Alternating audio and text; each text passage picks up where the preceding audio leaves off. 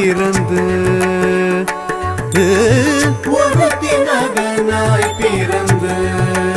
ஓரிரவில் ஒருத்தி மகனாய் ஒளித்து வளர ஒருத்தி மகனாய் பிறந்து ஓரிரவில் ஒருத்தி மகனாய் ஒளித்து வளர தருகிலானாகி தான் தீங்கு நினைந்த தருகிலானாகி தான் தீங்கு நினைந்த கருத்தை பிழைப்பித்து காஞ்சல் வயிற்றில் நெருப்பெண்ண நின்ற நெடுமாலே